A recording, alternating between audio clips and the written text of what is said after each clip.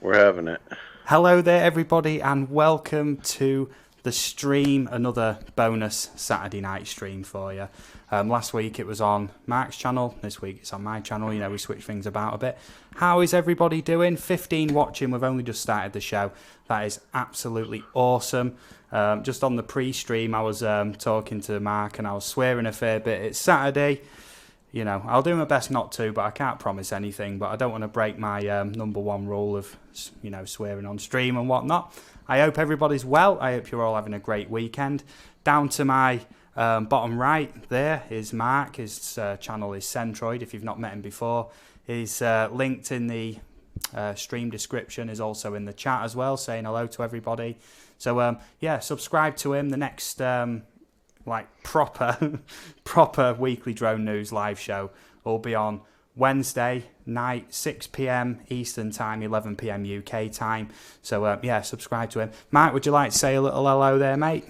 Well, hello everybody. Welcome back, and we're starting to like this a little too much. We keep doing Saturday night streams. What is up with that? Yeah, well, I'm soon going to slip into my old ways of just live streaming like 3 or 4 times a week. And just wear myself out. To be fair, we bantered so much last week, we barely got through any of our stories, so we're trying to play catch up, I think, now. So yes, well, I did get on a bit of a rant about Gatwick. There's nothing Gatwick related in these drone news stories, so you're safe tonight. That's all good. Gatwick will just get mentioned on the off chance in relation to other things, but I won't be on a 20-minute rant like I was on Wednesday. Don't believe him. Yes. So thank you everybody tonight for joining us. I'm just going to say hello to everybody in the chat who's in so far. Just, I like doing that, make everybody feel welcome and whatnot. So Awkwardly Kim, thank you for joining us. Even before the stream started, I think it was an hour or two before we even got going, you'd put a comment in there. Awesome stuff. Thanks for being a great supporter there.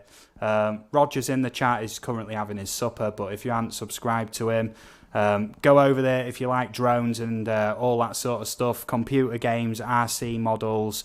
It's like an entire cross-section of channels. Visit Roger at the Canadian Drone. It'll be streams like every day. Always great, very welcoming. Please go pay some homage and subscribe to him and all that lot. You know what I mean? Awesome stuff. Just scrolling through here. We've got Hen Karen in the chat. That is the mascot of the Transatlantic Drone Alliance. That's ta-da! That's the combination of aerial views and histories and Mark's channel that we do these weekly live streams. And recently we've just started doing Saturday night ones, a bit more chilled out. We might get to some drone news stories eventually, but we like to just wax lyrical and just talk nonsense. I was going to say something else there, but never mind. Okay. So Hen Karen has got one video. She's thinking about getting into FPV, and she is down below, just here, linked in the description and all that lot. So yes, Dolphin Lover, thank you for joining us. I was certain on Wednesday I'd give you a blue wrench, and I'm sure I saw you as a blue wrencher there on Wednesday. You've now got your blue wrench. Hopefully it sticks this time. AZ Drone Dude, awesome stuff, mate. Thank you for joining us. You've also got a blue wrench. I have been putting all this in the chat on the little stream countdown thingy and all that lot. Eagle VP's in the chat, and I do apologise, mate. I did accuse you of being over 100 years old in Mark's last stream. No, that was last Saturday, wasn't it? I accused you of being you. Sorry. Yeah, you did say very sorry. You did say old. Miss Monty P seems new. Does Miss Monty get a blue wrench? Yes, I'm just working my way through the chat. You know what I mean? Scrolling fairly quick. I'm just catching up with everybody. You know what I mean?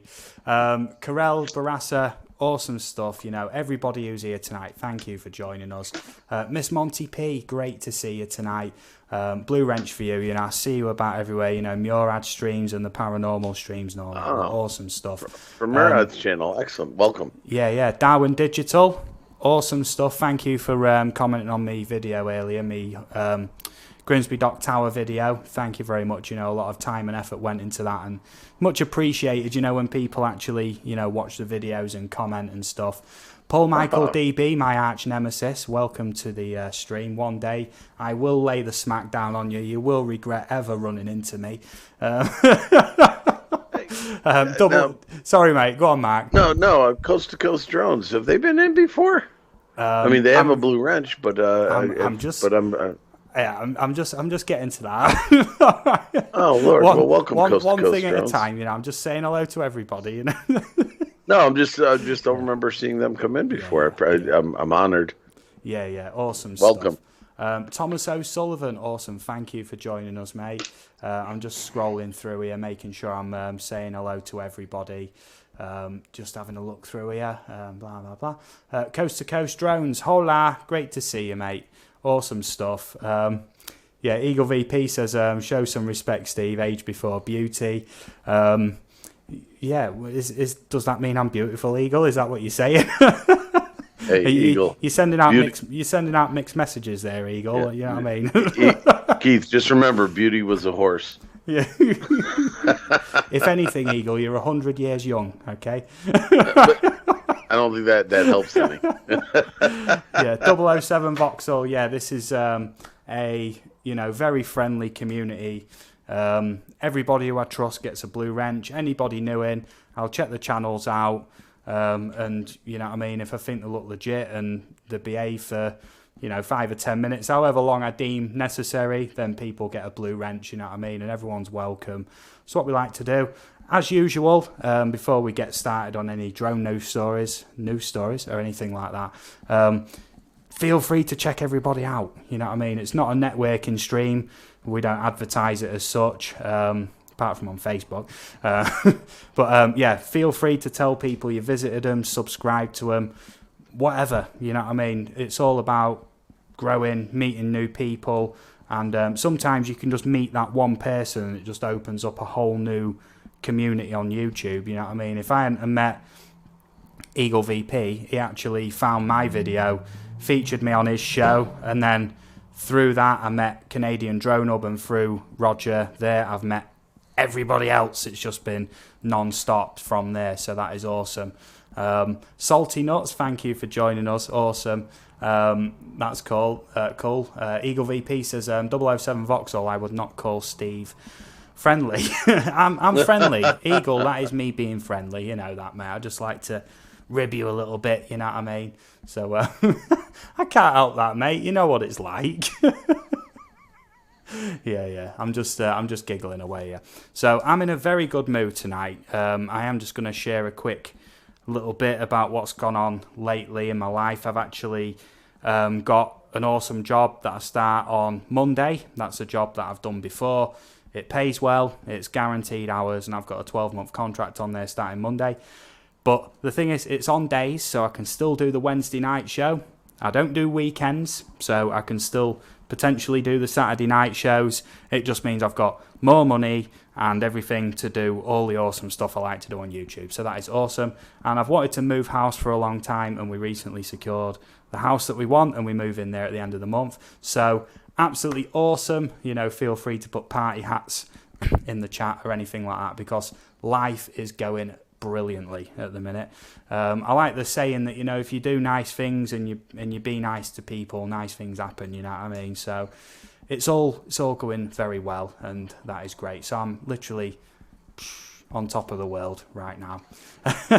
Yes, awesome stuff in my life right now. Yes, so Mark, yes. Do you have some great drone news stories for us this brilliant Saturday night? I don't know about great. We'll have to leave that opinion up to the chat. I'd like to think that I found some relatively good stories, and hopefully, they pertain to what's going on lately with drones. So, and most of them are good. Yes, if I'm not mistaken. I have always a mixed bag as usual. I've got a few negatives, a few positives. The negatives I will denounce whoever I feel necessary, and the positives I will regale them in all the good stuff, you know what I mean. Awkwardly Kim says, do you wonder where people watch your stream from? Like, I'm laying in bed at the moment. I've never really thought of that, but yeah, I know you could literally be anywhere. You could be on some tropical island somewhere, and for some reason you'd want to tune into this show, right? Well, I think Keith does watch us on Wednesday nights from his bed, to be fair, because we are late for him. apparently. Yeah, yeah. And he apparently his internet went out on Wednesday, so he couldn't catch up my premiere. He got it later, of course. So I appreciate that, Keith. Thanks for watching the video. Yeah. So while we're on the subject of premieres, I actually have a new video, and obviously straight after this stream, I'm going to premiere that video. It involves going to a railway station that no longer operates. It's not abandoned, it's like a little mini museum, but there's a whole section of railway that comes off it with loads of abandoned railway cars. That lot is abandoned. Awesome stuff. And then we go on to RAF Manby, the officers' mess, and this building is absolutely huge. No security, we just walked in and explored it. And while I was at that rail yard as well, I actually found one of the rail cars that operates in the museum bit. It operates as like a canteen restaurant thing. And there was nobody about and it was left open, so I could have proper just cleared the place out if I wanted to. But I explored this railway car. Could have took the till and the fridge full of drinks and all that lot, but I didn't. You know what I mean? That's all good. Mai in Thailand, thank you for joining us. Awesome to see you in here. Great channel, you know what I mean? If nobody's checked out Mai in Thailand, please do. I met her the other day through Adam's Apple's channel, actually.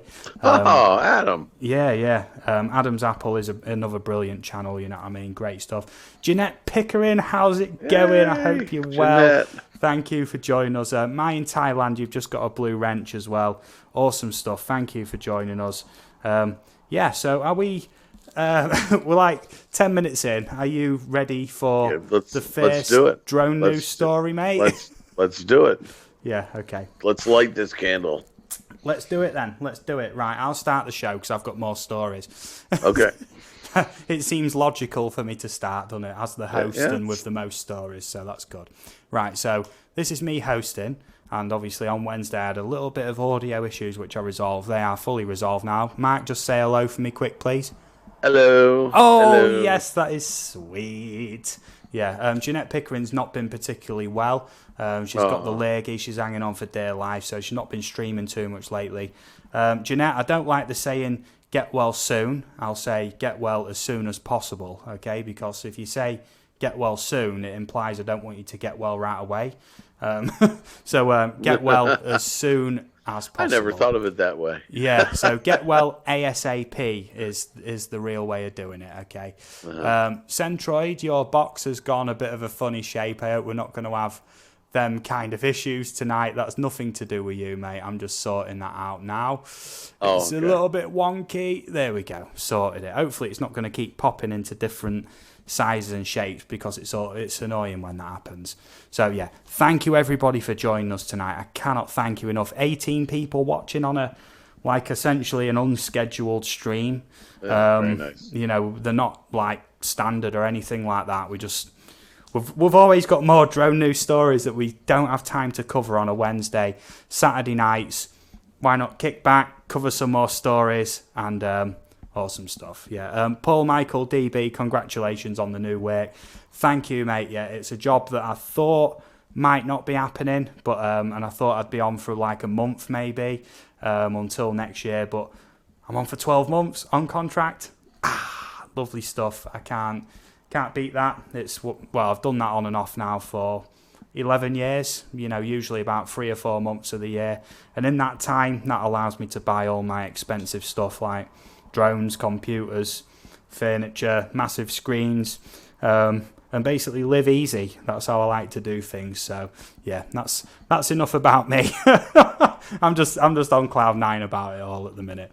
So right, 20 people watching. Hello everybody who's just come in. Awesome stuff. Right, first drone news story, 15 minutes in, okay? Right, so this story then. Man uses heat-seeking drone to find missing child. So this is very, very good story.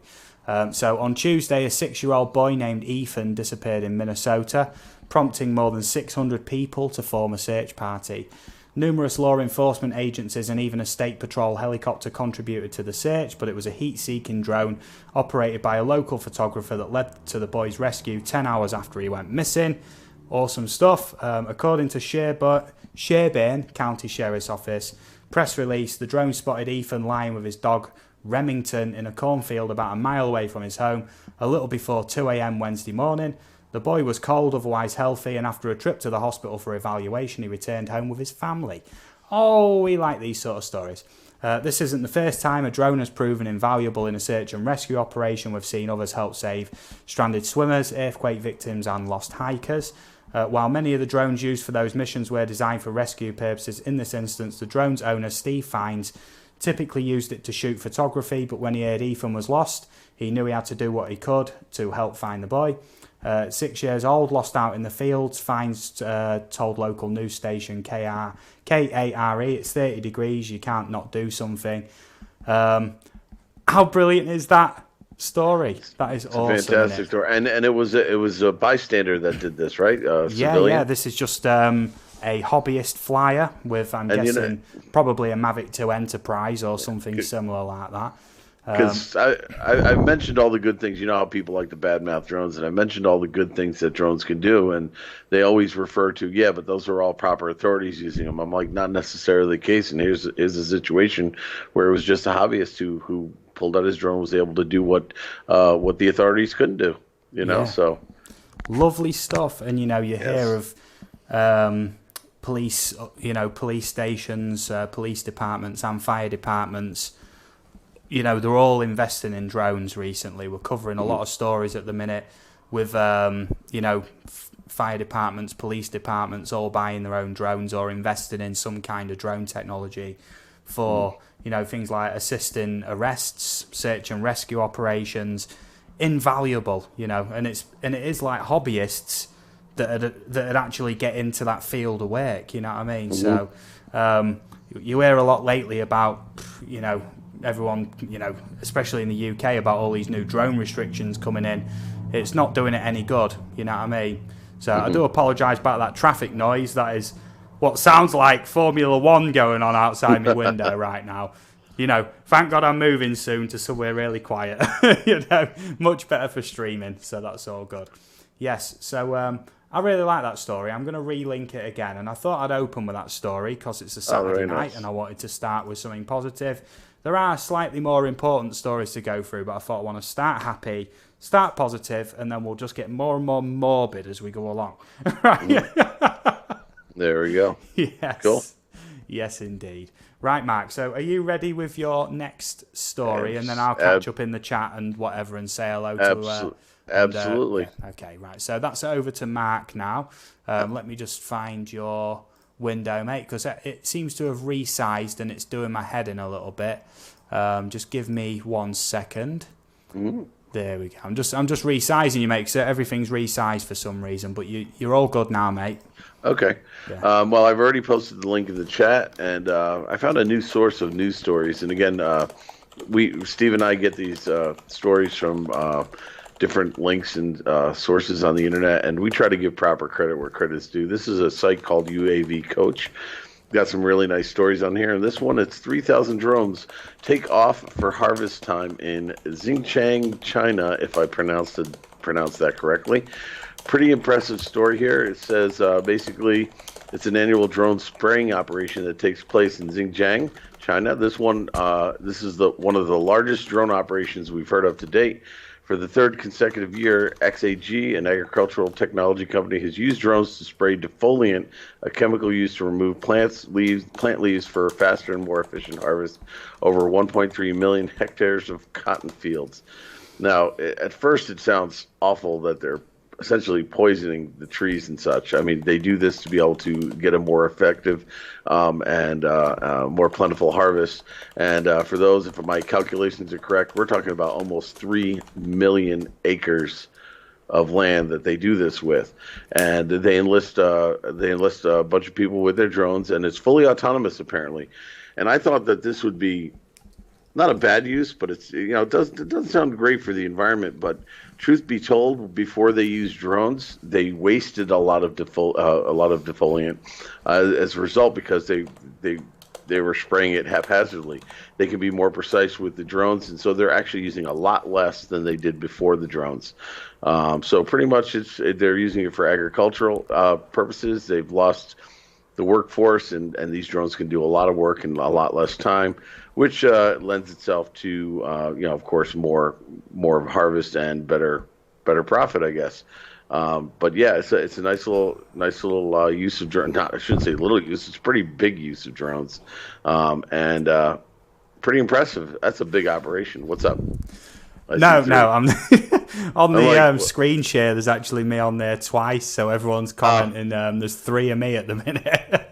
well, Steve. Yeah. Well, are we surprised, folks? Yeah. Steve likes to see himself a lot. Yeah. Welcome to the Steve Show. Yeah. Yeah. Notice every once in a while my box gets small and his is big and he's all over the place. Yeah. This is As what the show happens when goes you're on, your his window show. keeps getting smaller and your volume I keeps mean, getting low. yeah, I know. I'm getting edged out here. I think you need to take a 4-hour nap, Steve. Yeah. I mean, if anybody remembers David Letterman, he was always been accused of putting his chair higher on a platform, so he was always looking down on his guests, so he'd be more prominent. I think I'm facing the same thing with Steve now. I can. I don't know. I think I'm going to get a complex here. Oh, dearie me. I did notice in the chat, White Rose Adventures came in. I'd like to say hello, not just in the chat, but, I hope you're doing well, buddy. Thank you for joining us. Yeah, that's cool. Miss Monty P says Greenham Air Base is an ex-US Air Force base in the south east of the UK. I'm going to have a look at that because, I am planning on getting some travelling done when I get some decent money. You know what I mean? I'm going to do some travelling. Yeah, that's all good. So, so what's your thoughts then on this story, Mike? Let's have your hot take. Like I said, at first when I started reading it, I'm like, oh my God. I mean, it just didn't sound like a very good thing for the environment. But the more I read into it, the more, it helps with, and it's not just for cotton. They apparently use it for rice and wheat and corn and such. But this to me was staggering. It says it helped conserve 4.29 million tons of agricultural water while reducing the amount of pesticides by 18,600 tons. Okay, so again, if nothing else, they're actually improving what they used to do, as opposed to doing more of. So again, being that they could use these drones to be more precise about where to apply it, they've gotten better yield and less poisoning of the environment. So I like it. I think it's another nice story in the use of drones. So awesome. Yet another positive drone news story. Yes. And I do notice that a lot of the channels that are in tonight aren't strictly drone channels at all. So thank you everyone for joining us. You know what I mean? We must be doing something right when we're doing a drone news show and most of the channels are not drone related. Well, that's okay, but it's funny because quite a few of them will pop in and say, I want a drone. I want a drone now. Yeah. Well, I think we should getting royalties on drone sales, don't you? Yeah. If you're planning on getting a drone or anything like that, please feel free to like my Facebook page. I'll just link that in the chat real quick. I'm trying to type a little bit quieter because when I get typing, I'm like furious on the keyboard. Right. Just search AVUK like that on Facebook. I've just put that in the chat. And find my page, like it on there. You can direct message me. I'm having quite a lot of good conversations with people lately as well. So you can message me direct if you want to know about drones or anything else. I'm always happy to chat to people. Feel free, you know what I mean? I love it. It's really good. And we usually frequently talk about stories of the newest drones coming out, and those are proper times where you can ask questions. And if you want some advice as to what direction to go with, if you're going to buy a drone, pop the question in the chat. We have no problem with that. Oh yes, indeed, yes, indeed. Miss Monty P is saying Grandad was based at. So I've just lost the chat there. RAF Finley in Lincolnshire in World War II. Awesome stuff. I live in Lincolnshire myself. Over 60 bomber command stations in my county. One literally, RAF Grimsby used to fly Lancasters. My goal was to get the Lancaster in the show. These Lancaster bombers, absolutely huge. The most iconic bomber craft of World War II. Used to fly from just down the road from me at RAF Grimsby. And I just love all that World War II aviation history, military history and all that lot. Hence why I started the channel Aerial Views in History's UK. Why not cover it with a drone and do spoken history essays and all that lot? You know what I mean? Awesome stuff. Awesome stuff. Amjad, thank you for joining us. There we go. Let me just add that blue wrench in there. I've seen you about all over, mate. You've been in my streams before. Why you haven't got a blue wrench already, I don't know. But that should make amends for it. Awesome. It's Robin Hood Airport now. That is in Sheffield, I believe. Oh, yes, indeed. Yes, indeed. Well, if I set off, say, if I had a car, if I set off out my front door, within about 20 minutes, I can actually get to about 15 different Royal Air Force Bomber Command stations from World War II. That's just how close they all are, and I love all that history. There's loads of history videos coming soon. I've visited about 6 or 7 of them so far and flown them with my drone and everything. I just haven't got round to making the history videos, but there is an RAF Grimsby comprehensive history video and an RAF Manby history video coming soon, because I've recently flown them and all that lot and got all the footage I want, like, you know, the control towers and, you know, the hangars and all that lot. So yeah, there'll be history videos of that coming up soon. So yes, right, I told you on a Saturday we go off on tangents. We like this. Awesome stuff. I'm only seeing 2 likes on my end. Feel free to hit that like button. I don't know if there's more. At the minute, I've noticed when I've been in people's live streams, there's actually, you know what I mean, the likes haven't been keeping up, and I've refreshed it and there's loads of likes. Awesome stuff. Yeah, I've just seen it. 15 likes. Thank you, everybody, for hitting the like button. Yeah, but I've noticed lately in people's live streams, the numbers have been quite low, and I've been like, the chat's flowing quite quick, and it's saying there's like 3 people watching, and I've refreshed it and it said 3 people watching still, and I'm like, there can't be 3 people watching. I can see 10 people in the chat, and it's scrolling pretty fast. You know what I mean? YouTube's kind of funky like that. Yeah, YouTube's going a bit funky at the minute.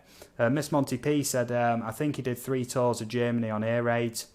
You know, I commend him. You know what I mean? The conditions for them Bomber Command pilots and them crews was absolutely terrible. Yeah, I'm not kidding. Let me just show you real quick on this. The tail gunner was the worst position on it. In there, you could literally only just fit a guy in there. You'd literally be like that. You had no space to wiggle. And obviously, when the enemy fighters came after you, that was the first position that they'd shoot at. Yeah, and it was very tight, and you'd literally be in that for about 8 or 9, maybe 10 hours during a night raid. You'd be at an altitude where any food you had on you would freeze. It was literally freezing. I don't know how them guys did it. They showed so much courage and bravery, and that's why I like to honour them. I you know, the best way I can, and that's just by remembering what they did. You know what I mean? Yeah, awesome stuff. I told you, Tangent City tonight. So, right, I'll go on to my next drone news story. This is less drone news story, but it's for anybody watching tonight who has a drone or is thinking about getting a drone. And that is an article from copters.com. I'm going to link that in the chat. I'll just paste that in right there. And this is UK drone laws, everything you need to know. In November this year, in the UK, there's a whole slew of new drone laws coming out, and it pains me to even have to read this article. But yeah, the Civil Aviation Authority gives the latest updates on what exactly is required when the new UK drone registration comes into effect this November. If you've not heard of anything about this before, the following are the key points. Anyone in the UK owning a drone that weighs more than 250 grams, which is the vast majority of them, but less than 20 kilograms, needs to be registered as its legal owner. This applies to everyone, not just commercial users, which is, you know, a new thing coming in. Once you have your operating number, you can apply it to multiple drones via stickers. There will be an annual fee of around £16.50. Why there's an annual fee, I haven't got a clue, but already people are saying it's too much. There shouldn't be a fee. It's just a money spinner. It's just an easy way of, you know, raking in some money from a hobby, you know. Anyone flying drones in the same weight category, regardless of ownership, will have to pass a free online competency test. You will need to repeat it every 3 years. There's an age limit of 18 for registration, but not for the course. Younger pilots will need a parent or other adult to register on their behalf and take legal responsibility. Awkwardly Kim says new tax basically. Yeah, it's basically drone tax. It's just on par with a TV license basically. As of December 2019, anyone operating a drone that cannot prove they're registered will be considered breaking the law. Maximum fine £2,000. Right. Hey. So, as of November, 1st of December 2019, if I go out and fly my drone, which I've flown goodness knows how many times, safely, with no issues, I'll be breaking the law, right? To the tune of £2,000 fine, right? Because it's just a new law. It's absolute bullcrap, without trying to swear, The database which links an operator's number to the actual operator will not be made publicly available. However, the CAA and relevant authorities can use it to link all registered craft to its legal owner. So essentially you pay for your owner's registration and that covers you for all your drones that you fly, which is better than for every drone, but it shouldn't actually exist in the first place, you know what I mean? But this is what we was talking about on Wednesday, wasn't it, Mike, where essentially the end goal will be just to keep increasing them fees, adding more rules to it, basically just like that. But there will be an end goal. This is just step number one. But you never start with the end goal when you want to achieve something with the general public. You start small and then just keep adding to it and adding to it and adding to it. And eventually you will get to your end goal.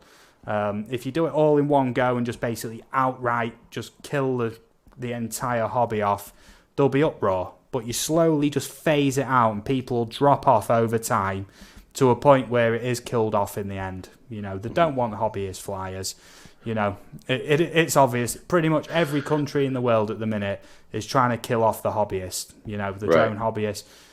For what reason, I don't know, but they're using many different shady methods to do it, slanting news articles so they're all negative against drones, coming up with, fake news, coming up with drone incidents like Gatwick, and Careful. basically pinning that on that. And I know I said I won't mention it and I hesitated, but I have to mention it. In this case, yes. Yeah, You got to and pass. essentially that will always be referred to as a drone attack, even though there's no proof, no evidence, whatever. Exactly. White Rose Adventures says, why not bring out a license for owning a dog as there are a load of careless owners or electric bikes? Why limit it to drones? Seems like a silly thing, the registration. Yes, indeed. To this day, worldwide, not one fatality from recreational drone use. Right? That is a very good statistic. Just the other day, someone was killed on the push bike a few streets away just because they ran a red light. You know what I mean? A couple of months before that, some drunk driver hit into a cyclist and killed them. And you don't even need to wear a helmet according to the law. You kind of do, but it's not enforced. We're going to stop those kids from flying their drones in their garden. Yeah, I know. Yeah, they just want to kill fun. They're the killers of fun. These people, the CAA, have probably seen this and they thought, "Hey, we can make a bit of money here. We can make a bit of money here." Honestly, that's how it'll have gone. You know what I mean? So I'm not going to read the rest of the article. That's essentially what you need to know. But all of these rules aren't fully finalised yet. So they're going to keep tacking extra bits on as they go along. On Wednesday, we covered a thing about members of Parliament literally saying outright, with like a rabid foam around the mouth that drones need banning outright. You know what I mean? Some kid flying his drone in the back garden needs banning, you know what I mean? And loads of ridiculous scenarios that have not even happened. They're talking what ifs and they're banning what ifs. You know what I mean? It's like, why? It's not happened. You know what I mean? Amjad says it's going to go. It was only a short visit, but I have a panel to jump on before bed. See you on the next stream. Awesome stuff. Thank you for joining us, mate. It's the same with everybody, you know what I mean? Even if you're short on time, and if you just want to pop in and say hello, you know what I mean? It's always appreciated, you know what I mean? I see everybody about and all that lot. So thank you for joining us. Right. Well, it'd be a good time to mention when the next stream is going to be and what channel too, I think. Don't yes. So the next news stream, real quick, while there's plenty of people in, the next stream will be on Mark's channel. If you've not got him, please, I've linked his channel in the description. His channel is Centroid, obviously his name tag, that side below his name. And it's in the stream description. It'll be on Wednesday night, 6 p.m. Eastern Standard Time, 11 p.m. UK time for the weekly Drone News Roundup show.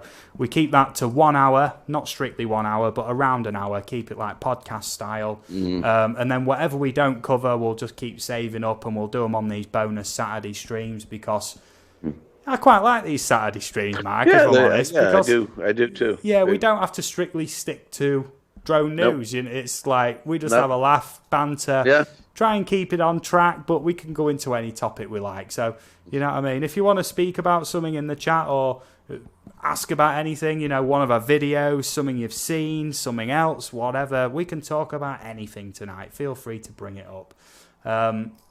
Awkwardly Kim says, I'll need a license to fly my selfie drone. What a joke. Yeah, well, the best way to test it out is to just basically put it on some scales if you don't know the weight of it, because a lot of these selfie drones are actually quite light. So you probably are under the 250 grams mark with that. If it is just like named a selfie drone, some of them are like the size of credit cards, aren't they? You know what I mean? You've seen them, and they've just got little propellers built in, and there's just like a little rudimentary camera on them. Miss Monty P says, my neighbour has a drone. Yeah, probably not for long. You know what I mean? The hobbyist thing in the UK is going to slowly keep dropping off, because the CAA and MPs keep waving the bloody, you know, waving the law and that round and saying everything should be banned. What are the three words? It's a unique breeze. Oh, okay, yeah, I didn't know that. Yes, you would unfortunately need to register. So what I'd recommend you do is get as many selfies in as you can now, and then you've got like a whole stockpile of them. Right? I know that sounds ridiculous, but you know, I'm against paying the fee. Absolutely, you know what I mean? I'll do whatever I can just to basically slag off the CAA for even introducing the fee. It's a money spinner. It's unnecessary. Take it back. Stick it up your backside. I don't care. I'll say and what are the three words? Careless, criminal, and... Yeah, the head of NATS, which is the CAA's Unmanned Aerial Vehicle Department, actually came out in front of Parliament and said, well, there's three categories of drone flyers. This is the official in charge of the hobbyist drone market sector. The official in charge in the UK anyway. Oh, there's three classes of drone flyers: the clueless, careless, and criminal. Criminal, like, that's the one. Yeah, maybe like the 0.1%. Yeah. The rest of us are all flying legally and without harm and not annoying anybody or anything. Yeah. Darwin Digital's egging you on now, mister. Yeah, White Rose Adventure says, everyone with a drone in the UK should drone blockade Parliament like them Extinction Rebellion people till they remove the registration thing. Yeah, for anybody not... up to date with current news, and I'm not that up to date with it at the minute, across the UK, especially in London, there is massive Extinction Rebellion protests closing down quite large sections of London, doing all sorts of stuff to disrupt things and all that lot. I think what would be an idea, and don't take this seriously in any way, is for all of these people against this new registration actually just tack on to what's already happening and basically just create like a subdivision of protest, you know what I mean? Just add to it, you know what I mean? No, don't do that, please. Not on my word. Darwin Digital says, I find it amazing with the Gatwick thing, there wasn't a single photo of a drone. Yet in today's world of social media, you only need to fall over and some bum will have a picture. Yes, indeed. And I've covered Gatwick so many times. There's no way in hell there was a drone there. No way. Not with all the stuff they brought in to deal with it. No way. 36 hours? Nah, no way. Awkwardly Kim says, could I still fly it abroad though without a license? Check with whatever country you're going to. Some countries, say like Egypt, I know Egypt completely don't allow drones. Other countries are very sceptical as well. Just check wherever you're going that the laws before you go, because if you show up in places like Egypt, they'll confiscate it at the airport. You won't even get it back. So just check with whatever country the CAA, that I'm referring to here only applies to the UK, which is obviously England, Scotland, Wales, Northern Ireland. Do you know what I mean? So, yeah, check before you go. That's all I can say. And make sure that you've got the right information, up-to-date information, because the drone laws in a lot of countries are changing week by week. So make sure you've got the most up-to-date information. And that's, that's all about that. Yeah. Dolphin Lover says she's near Syracuse, Mark. Well, there you go, Dolphin. I am in Liverpool. So, yes, not Liverpool, England, of course. Liverpool, right outside of Syracuse. I got a neighbor here. Welcome to the channel. Nice of you to join us. Awesome stuff. Yeah, So you got a fellow Syracusean. Yes. Yeah. Well, I don't know if that's what you call. It's a word now. So. Yeah. Okay. I do apologise if I look a bit shiny on the stream tonight. Essentially, it's been a very cold day, and I've had the heating on all day, and I didn't realise just how hot it was going to get. It's turned off now, but with that door closed and that window closed to stop the traffic noise, I am cooking. So, yeah, I keep wiping my brow and like de-sweating my eyebrows, and I'm trying my best, you know what I mean? But it's Saturday night, it's party time, I'm keeping it high energy, so it's all good, you know what I mean? That's all good. Party time! Mark, are you done? Yep. Are you ready for a story? Should I say I'm done? Actually, I am ready, and in fact, it's who was it that asked about flying somewhere else? I think that was it Dolphin Lover or? Well, no, it was Awkwardly Kim. Can I still fly abroad without a license? Well, yeah. It's funny you mentioned that, because one of the stories I have tonight is about countries that completely forbid the use of drones. So, and I myself am traveling this summer, and one of my tasks that I put on my travel agent was to make sure that I could fly my drone where I was going. So, So what we're going to talk about is no flying allowed, and we got 18 countries where drones are completely banned. I myself, my wife and my daughter are going to Croatia, and apparently their laws as of now are pretty relaxed. So I'll be able to fly my Mavic Zoom there, and I'm thrilled about that. But I just figured this article would be a good one to talk about while we're talking about where you can and can't fly drones. And I put the link in the chat. It says, and everybody's just cracking down on drones, unfortunately. But I'll just go through some of the countries that they're talking about. Of course, some of them will not be much of a surprise. We got like countries like Algeria, Barbados. Let's see, Brunei, Côte d'Ivoire, if I'm saying that correctly, Cuba, Iran, Iraq, Kenya, Kuwait. Again, no surprises in a lot of these places. Kyrgyzstan, Madagascar, Morocco, which is a shame because some of these places would be gorgeous to get some shots of. Nicaragua, Saudi Arabia, Senegal, Sri Lanka, Syria, Uzbekistan. And I think there's a few more, but I can also vouch. There's also some of them are very, very restrictive. I'm pretty sure that India does not allow them. In fact, I've heard. I can't vouch for this, and I don't have any documentation to support it. But I've heard that in India it is so restricted that you can't even fly a toy drone in your house, let alone outside your house. Now, how they are going to police that, I don't know, but that's just carrying it just a bit too far. So when we've talked about traveling abroad and flying with drones, the thing you need to do is make sure that, number one, the country you're going to will allow them, and number two, most people don't think about this, and Val just came across this trying to fly home from Canada. Some airlines don't allow you to bring LiPo batteries on their planes either. So although you might be able to fly your drone where you're going, the airline will prohibit you from doing it because you can't bring the LiPo battery to fly your drone.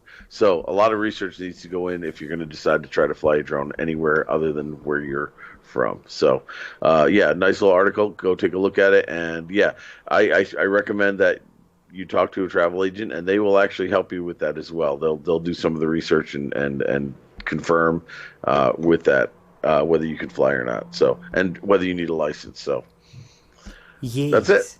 Yeah, good information. Just good to cover a quick point, that Côte d'Ivoire, whatever it read there, is Ivory Coast, by the way. Okay. Yeah, but obviously it's an old. Côte de l'Ivoire. I think I'm saying that Yeah, okay. yeah. It's an old French territory which is now known as the Ivory Coast. Okay. But the obviously refer to it themselves as the Côte d'Ivoire. Yeah, obviously. Yeah, I just thought I'd cover that. Just a little tidbit. You know what I mean? Yeah, why Yeah. not? Why not? Yeah, yeah. Yeah. So Yeah. Roger's back in the chat. Hey, Always a Roger, welcome pleasure. back. Roger at the Canadian Drone Hub. Awesome channel, honestly. Can't thank you enough, Roger. You introduced me to so many great channels, you know what I mean? And just Yeah, yeah. great, Yeah, you know what I mean? I have a bone to pick with you on that, Steve. When you were going through all of that, you never mentioned me in that whole scenario of how you met everybody on there. Thanks, Steve. Elaborate. Elaborate. How the hell did we ever come across each other's paths? I know. I think it was through the Canadian Drone Hub. It was. I really do. And it's Let's give blossomed Roger some into a credit here. beautiful friendship. Well, let's not push it. Yeah, all right. We'll call it a friendship. We'll leave it at that. All right, quick, before we fall out, I'll move on to my next drone news story. Okay, so this one I find quite very positive. It's definitely a step in the right direction. I'm going to post this in the chat. You know what I mean? We always like to link the articles so you can check them out yourself if you like. And that is South Korea to deregulate to boost country's drone industry. South Korea is looking to cut red tape to boost the country's drone industry. On Thursday, the Land and Science Ministries, as well as the Office for Government Policy Coordination, agreed on a deregulation roadmap to create an environment where the drone industry can grow. The administration considers the drone industry one of the country's key growth engines. Prime Minister Lee Nak-yong stressed that the global drone market is growing fast and therefore requires quick innovations in government regulations. The government says it will work to create spaces where drones can be flown freely, separately from airplanes and therefore with less concern about congestion. This will help operate services like drone taxi or drone deliveries. The government will also be improving some regulations to prevent drones from being used for terrorism. Related government ministries will be developing necessary radar and equipment which will be allowed for use commercially. South Korea will also expand the use of drone in public services as well, like rescue operations, forest surveys, artificial rain, and communication. Now, what a fantastic step in the right direction that is. Great stuff, and I hope that scheme goes very well, because I'd like to see nothing more than that scheme going very well, because at the minute every country is tightening regulations and it's killing off the hobby, when really you should be sort of welcoming in the people who are flying legally, and essentially letting them grow, and then actually then follow up by going into the commercial sectors, rather than just killing off the hobby, making it unobtainable for pretty much everybody, and it's then becomes like a proper little club, doesn't it? You know, you sort of like need to know somebody to get in, do you know what I mean? And it's slowly getting that way, where it is like an exclusive little club. That's essentially where the CAA want it, especially, I think, and just basically making it difficult for everybody, whereas Korea's like, oh, well, what we'll do is, look, we'll create entire zones where you can fly your drone, you know what I mean, where we're going to guarantee there's no aircraft, you know what I mean, like there's no like registration or anything like that, and we're going to like also look into how to put them into other sectors and that as well. So, I mean, that's the best way to do it, instead of trying to block everything on the map. I mean, every time you check the airspace map, there's a new bit where you can't fly. Everybody's just geo-fencing everything off. And the way to deal with that is actually the government to step in and go, no, wait a minute, there's going to eventually be nowhere people can fly. You know, surely that would be the logical thing. So for every like major city and for every like large town, let's just actually designate like quite a big area in the middle of nowhere where you can go and fly and learn how to fly, and, you know, aircraft will be diverted around it, you know, just for the most minor thing, you know, so on their GPS screens it'll be a no-fly zone for them. I mean, we've got to share the airspace, you know what I mean? An aeroplane shouldn't even be flying as low as these drones are flying anyway, you know what I mean? So there's a lot of air out there. there's a whole lot of airspace out there, and why all these new laws are coming in, you know, they're not even laws, they're statutes, you know what I mean? It's not actual laws, it's money law, you know, and Yeah. there's a big difference, you know. I'm wondering if Amazon and some of these other companies are lobbying in Washington to create this, because I think Amazon and UPS and these companies that are trying to use the airspace for deliveries and such would love to just lock it down so that they get it and nobody else gets it, you know? Exactly. Awkwardly Kim says we need to ban where birds can fly too. Yeah. Now the thing is, you know, so many things which require no licenses, no registrations or anything, kill many people, not just in the UK but worldwide. I mean, there was a story, I mean, where I live, it's not great. Loads of stuff happens near me that's not great. There was a story literally about 2 weeks ago where some dog, it was known as a dangerous dog, and it actually mauled a little girl, literally mauled her face. And, you know, Awful. the dog will get put down, but the owners, well, what's going to happen to them? Probably nothing, right? You hear of dog attacks up and down the country, around the world, where a dog's killed somebody. You don't need a dog license. You know what I mean? And dogs are killing, I mean, just to estimate, there's got to be at least 1 or 2 people a day worldwide getting killed by domesticated dogs. You know, you know, even ones that are known as dangerous breeds. You know, you can still have them as a pet. You know, some people have these wolf dogs. They're 20% wolf. You don't need a license or a registration. You don't need to pay money to anybody. You've got a 1/5 wolf dog. These things are massive and dangerous, and there's no regulation, you know what I mean? Yeah. And it's just like, it blows the mind that a hobby which has such a clean record, forget Gatwick, there wasn't drones, but in the UK, I mean, there's been 1 or 2 incidents, but in the grand scheme of things, it's absolutely nothing. Yeah. No serious injuries, no fatalities, you know, some serious incidents, but they can't be proven to be drones. What is going on in this crazy drone-hating world? Do you know what I mean? I don't get it. Everyone just likes flying drones. And the people who don't fly drones just want to spoil the fun. It's almost like they get off on it, you know what I mean? Yeah. It really is, yeah. Awkwardly Kim says, for my job, I have to carry dog deterrent spray with me just in case I get attacked. Sorry. For my job, I have to carry dog deterrent spray with me just in case I get attacked. What job do you do, Awkwardly Kim? I'd like to know. She might deliver the post. Or like I know animal welfare services or something like that. Well, I'll be honest with you. Our post delivery people carry mace with them because of dogs. So if they're walking around delivering, they have to protect themselves because some of these dogs run amok. Yeah. So. Yeah, man. I can think of loads of different hobbies which have yearly fatalities. No regulation. Golf. Oh. Golf kills more people a year than bloody drones, lightning strikes, you know. It's funny shark you say attacks. You know. It's just it's funny you say that, because blows my mind. When I used to instruct, I used to be a scuba instructor, and I used to read off statistics about it because everybody say, well, scuba's dangerous and whatnot. Back then, when I was instructing, there were more people injured bowling than diving. Bowling. Yeah. That's it. We're more gonna ban people bowling. die per year by coconuts landing on their heads than drones. Can you imagine that? I think there's something like 7 or 8 fatalities a year from falling coconuts. Right? That's it. Ban the coconuts. Ban coconut trees now.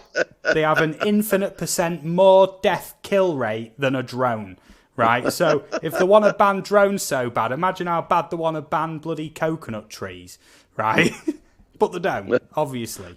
Lord. Okay. So, Awkwardly Kim says, resolution officer, visit people to help them set up payment plans with utility bills before they get sent to court. Oh, a very noble job. That is awesome, you know what I mean? Helping people out that are in trouble like that. Awesome. Miss Monty P says, paramotoring. Yeah. Now let me just make a quick, very humorous point. If you want to get like a little micro light in the UK, like you can fit 2 people in this thing. It's got a wingspan. You take it off on a runway. You actually fly in the craft like an aeroplane, and you don't need a license for it, right? But if you had a model of that micro light, you'd need to register and pay an annual fee because it's dangerous. How stupid is that? Right? Oh my goodness, the mind WTF, boggles. Exactly, Miss Monty. The mind actually boggles, doesn't it? Yeah. No, Miss Monty does. P, exactly. You don't need a license for a micro light, but you'll need a license to fly a drone in the same airspace. Yeah. With very, very much less risk of killing yourself, right? Next to 0 risk of killing anybody. Right. Yeah, that not many people know that, but that is true. You can buy a micro light. You don't need any license or anything like that. You know what I mean? And it's a way that people get into flying actual aircraft because you can actually class hours in a micro light as flight hours, you see. So people buy a micro light for sometimes as low as like £15,000. And you can just go to a local airport, request takeoff, off you go. Off you go in the sky. But then get a model of that aircraft that weighs more than 250 grams. And if you wanted to take that off, you'd have to take the online safety test and pay a registration fee to the CAA. You couldn't make it up. No, you couldn't make that up, could you? Up. No, you can't make it up. Yeah, blooming That's heck. crazy. Miss Monty P says our friend Mr. Murad has a drone. Yes, he was asking me about it one time. He said he broke one of them and was asking me about it, but I didn't know which one it was. Also, I have no idea how to fix drones, hence why Ava 1 is still out of action. Ava 2 is still very much working, but Ava 1 is broken, and I will show you. It takes ages to put this back on, but just watch this. Wap, wap, wap. And Ava 2 does not go into sport mode often, does she? Oh, yeah, she does, but not low. Oh, okay. Not low. But not low, yes. And just funny, for anybody who doesn't know, the way I broke this, I'd had this about 3 weeks. I'd paid £900 for this drone. And essentially, I went out flying with it. My friend was with me. I was showing off. I was swooping it in low. It was early in the morning. Nobody was about. It's on the sand dunes at Cleethorpes. And I swooped it in low, past me and my friend. And essentially, as I spun round as it went past, the only signpost for literally so far around, like hundreds of metres around, the only signpost, which funnily enough was a stop sign, it worked. It went boom right into it at full speed into a stop sign. And the insides are all messed up. I got a quote for £735 to fix, and to get a new drone was £800. So within the space of 4 weeks, I'd spent £1,700 on drones. And I got home that morning, and I didn't tell my missus. Because I thought, no, I'll wait until she's just got some good news, and then I can just. Oh, and by the way, or maybe a couple of drinks in her. Yeah. Oh, by the way, that drone. Not good. Oh, there we go. I'm getting better at that. Look, clipping all that together. So now that's just a very expensive ornament. So please, if you're flying a drone, be responsible. You know, when you first get a drone, you're so tempted to swoop it in low, and you think you're Top Gun. You know what I mean? That's it. Just make sure you're flying safe. You don't want to wreck your expensive equipment. Yeah. Dolphin Lover says the sign served its purpose. It stopped it quick. It stopped it very quick. And I did actually say way back, if I ever get to 1,000 subs, I think I was about 300.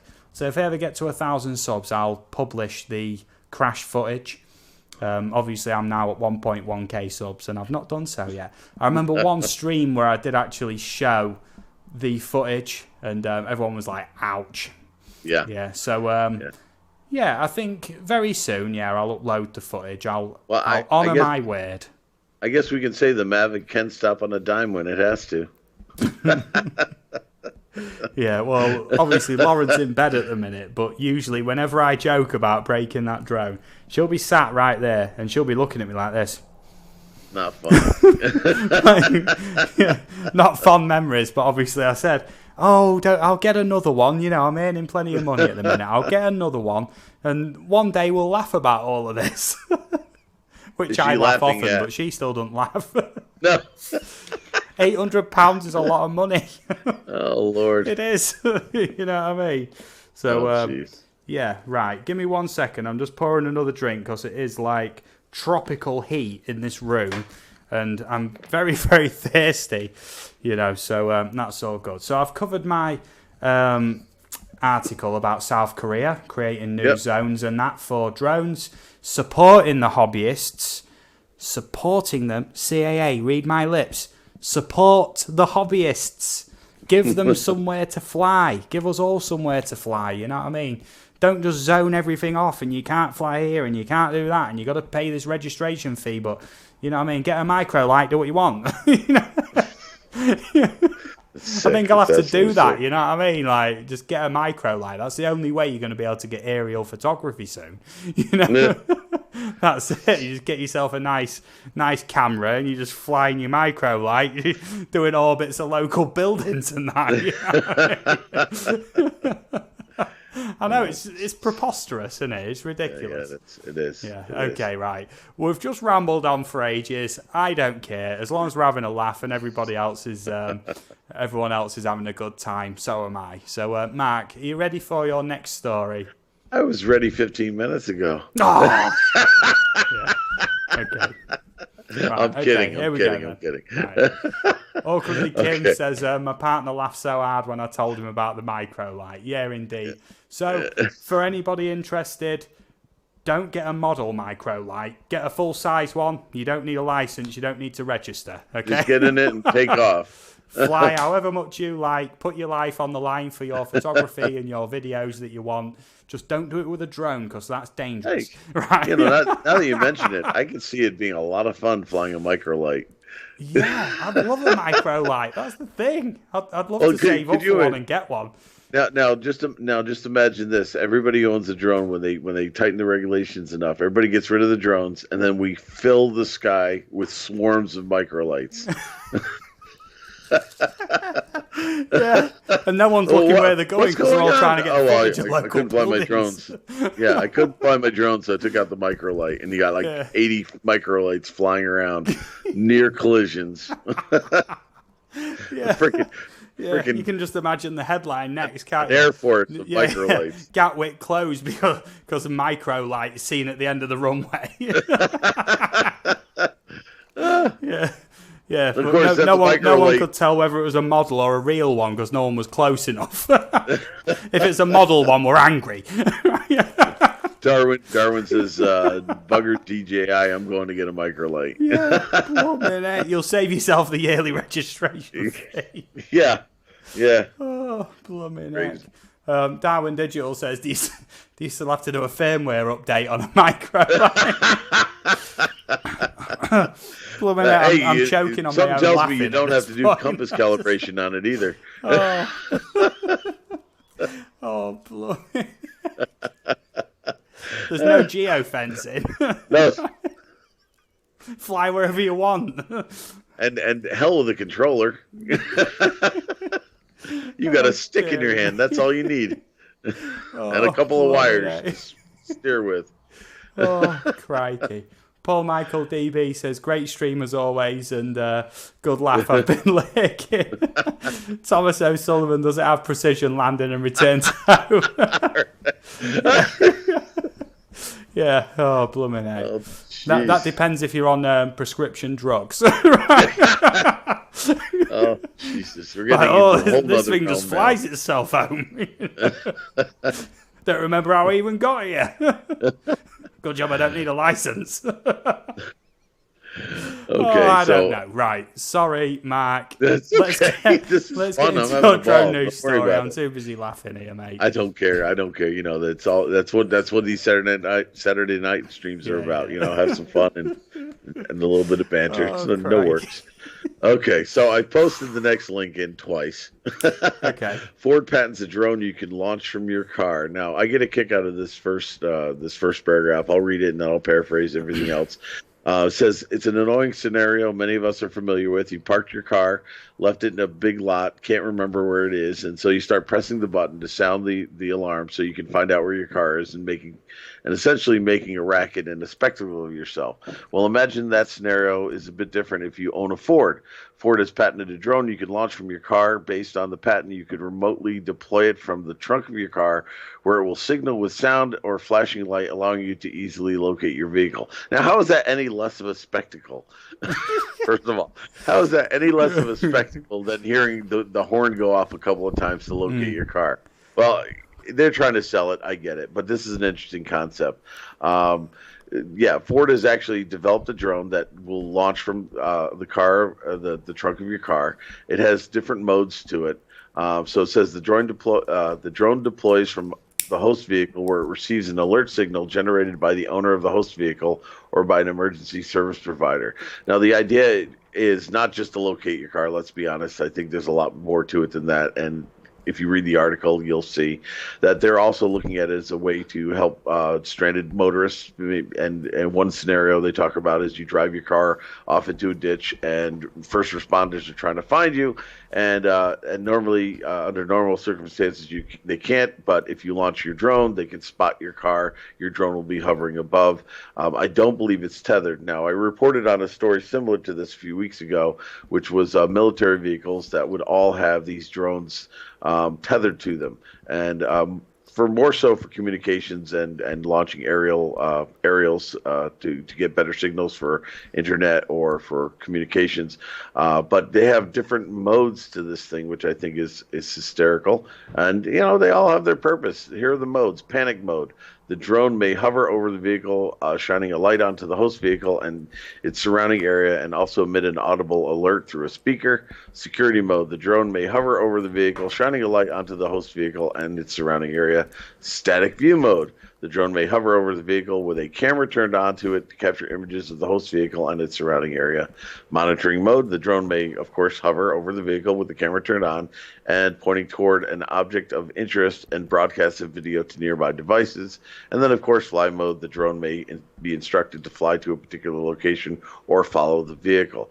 Now, here's the kicker of this. First of all, this is not, obviously Ford designed it, they're patenting it, but it's kind of open source where it will be allowed to be used with other vehicles. But this is the part that gets me. Who's going to be allowed to use these drones? And according to this article, you will need a 107 license to be able to own a vehicle with a drone in it if you plan on flying that drone, which I find very interesting because usually that license, the 107, is in furtherance of a business. That's the catchphrase if you plan on making money. Why would you need a license for this device? This isn't to make money. This is to maybe save your life, maybe someday. But yeah, you don't have your drone license, so you can't buy this vehicle. It's crazy, but it's an interesting concept. I'm wondering how this is going to pan out. But yeah, it deploys from your trunk and essentially just lets everybody know where you are. Which So is a cool concept, but yes, it is a cool there is concept. far better ways of alerting people to your presence. Just get a little GPS tracker in your car. Yeah, yeah, Much more safe, much cheaper, yeah, and obviously you can get RFID GPS chips these yeah, days, which are like this big, like the size of like a pill, yeah. basically. I could, Put that in like in the lining somewhere in your yeah, car or yeah. in your seat or something like that. And if you ever Probably so. crash, just Right. hit a button and it'll go locate him. There he is.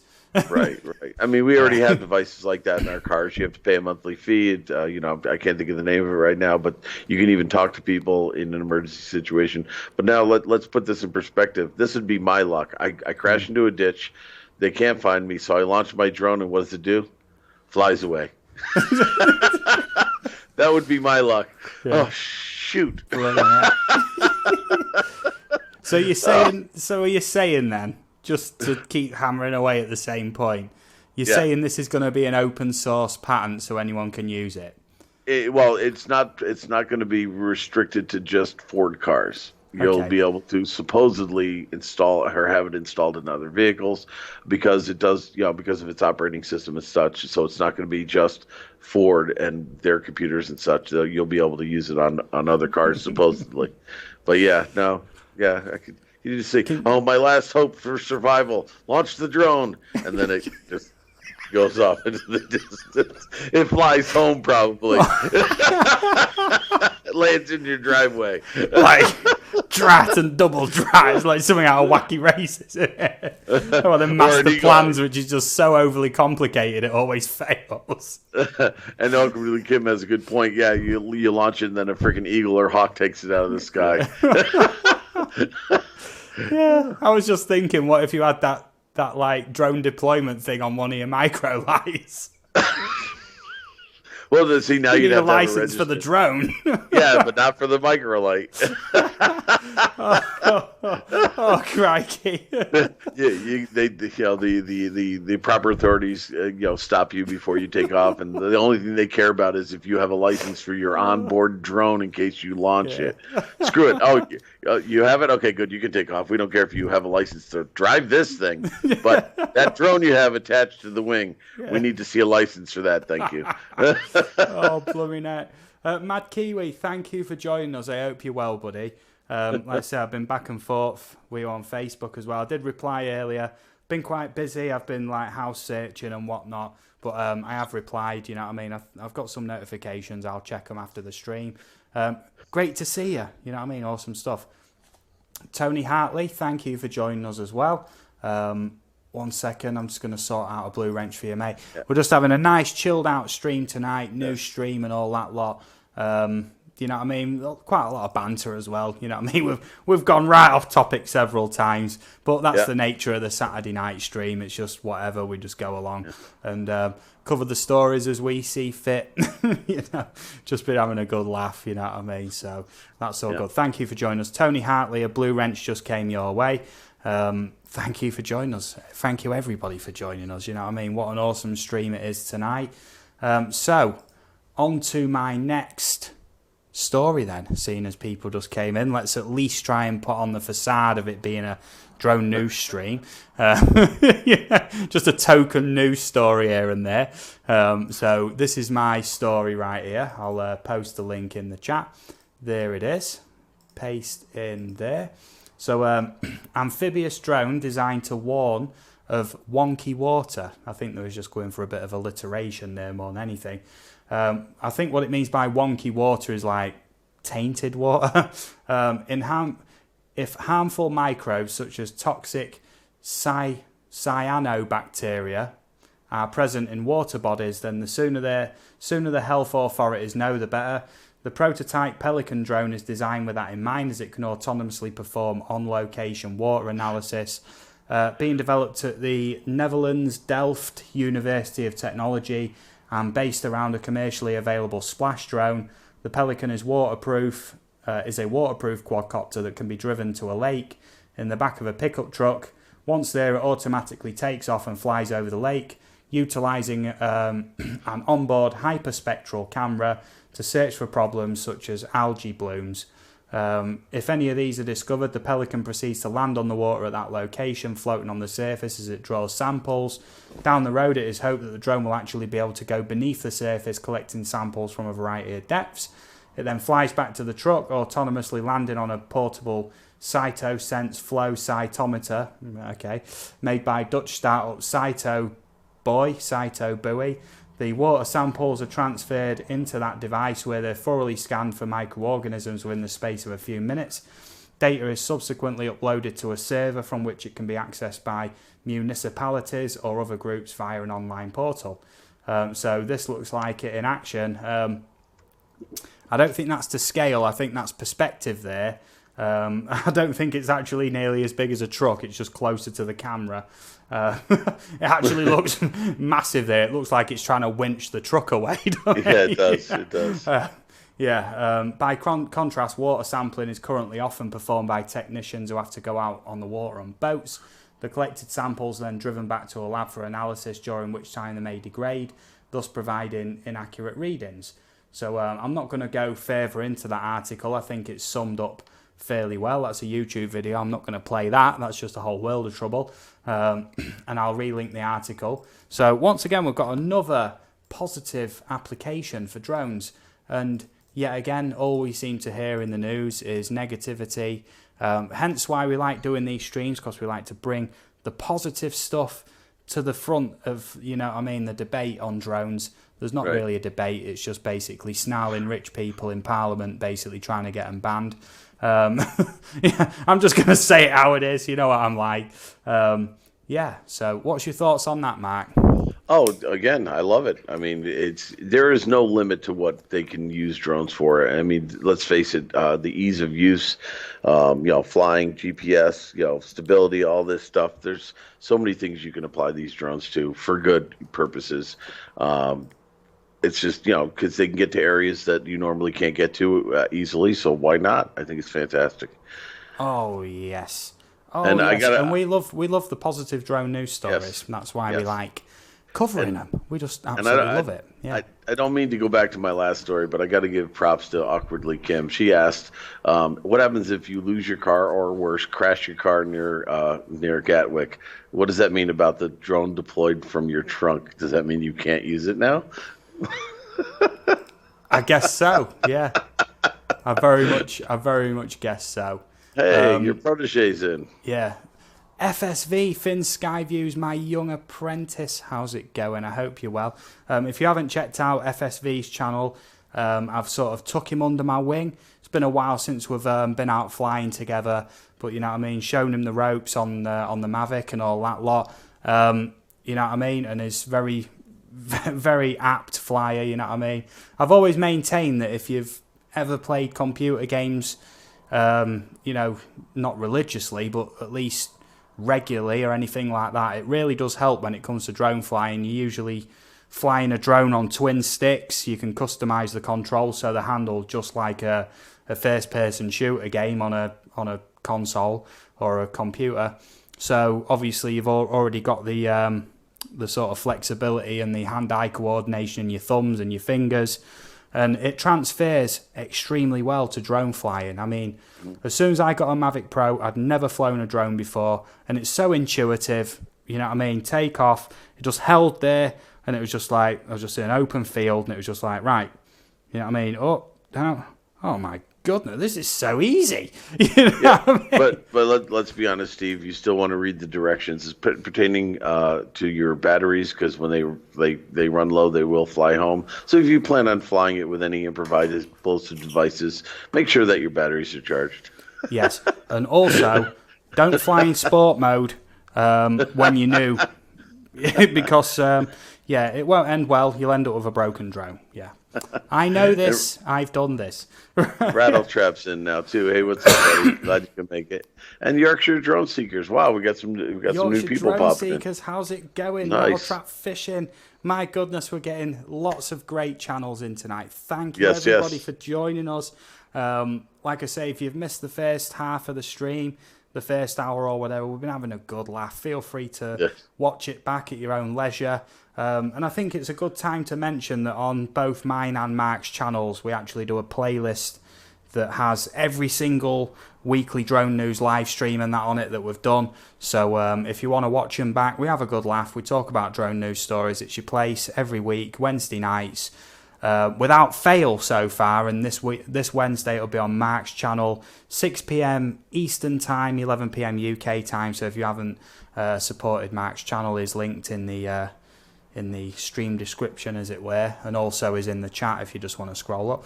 And it alternates every week. Sometimes we do a Saturday show, but this week on Wednesday it'll be show number 14, and I've only missed one. Right? I missed one because I was fast asleep. We can laugh about it now, looking back.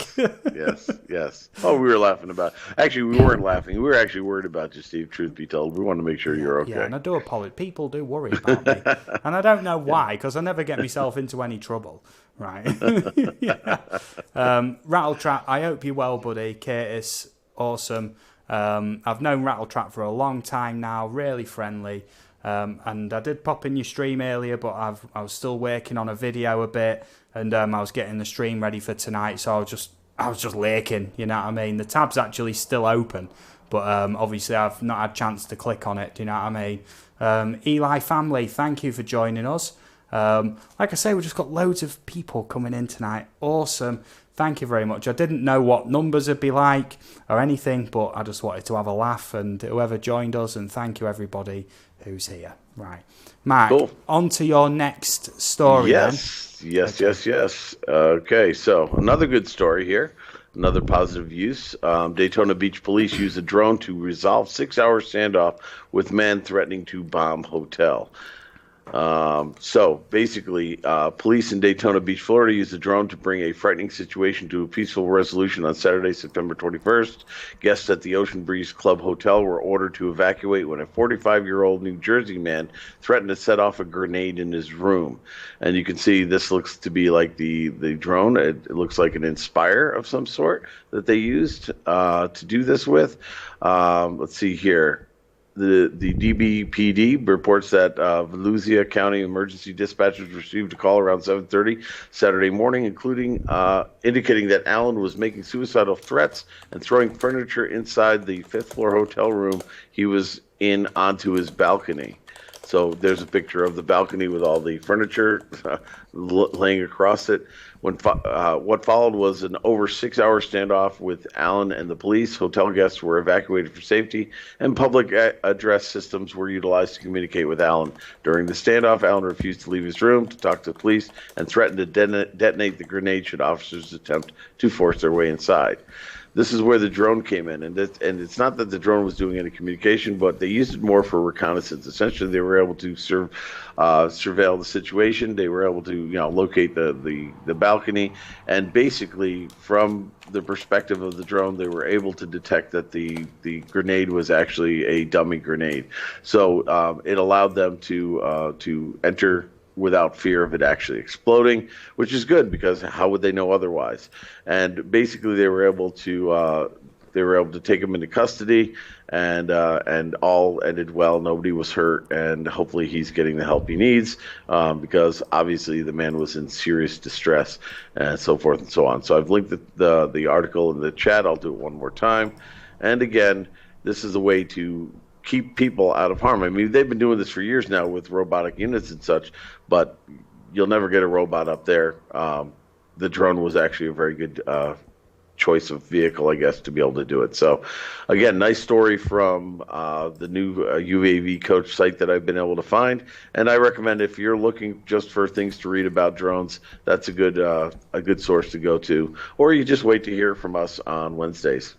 Yes. We'll try to catch up on it. So, I mean, you've talked about things like that too. That it could be done. They don't use drones. You talk about how these kids or these people will run up to the top of a building, and then it becomes like a long standoff situation. Yeah. Yeah, around here there is quite a worrying trend. Essentially, you get the area I live in. There's a lot of social problems. Tearaways, yobbos, whatever you want to call them. And essentially, what they'll do is they'll basically misbehave, these youngsters, and as soon as the police show up, then they take to somebody's roof. And then obviously, there's no good access for the police or anybody to get to them, and they have to try and coax them down by whatever means necessary. And they refuse to harm them in any way because the police are so worried about getting sued that they won't push them off the roof. So they're literally like, this can go on sometimes for like 24 hours. I've known it go on. Like the police cordon off the entire street. They've got the police helicopter there. All the back alleys, there's like police units at every alleyway around all the gardens at the back. And they're literally like, oh, you're getting hungry and that. And they'll order them a bloody pizza or a Chinese takeaway just to keep them going.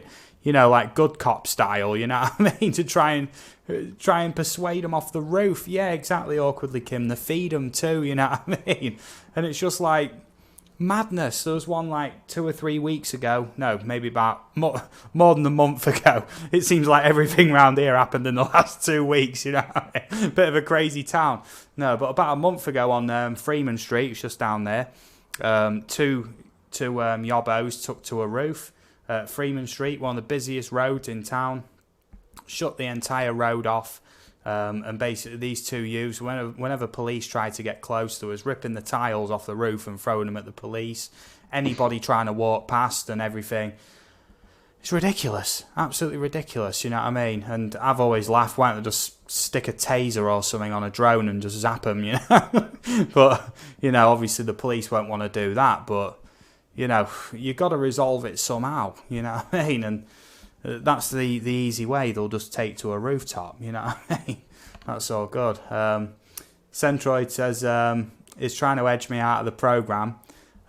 Steve, you in 2 countries? Yeah, I know. Yeah. I think that I realize that's because of my screen share, and I had your window open. That's why. So it's not you. Yeah. So I fixed that. Yeah, I know. Yeah, well, it's all right. You know what I mean? Because I've been on 3 times. You know what I mean? Sometimes he has me on his screen quite big, and then there's a little Skype preview, and then there's my window. You know what I mean? Actually, Steve's trying to get triple the view time. That's what it is. It doesn't work that way, Steve. It's not me doing that. It's you doing that. Don't put this on me. Right? It's not me with 3 webcams of myself, is it? Not this time. Nope. No.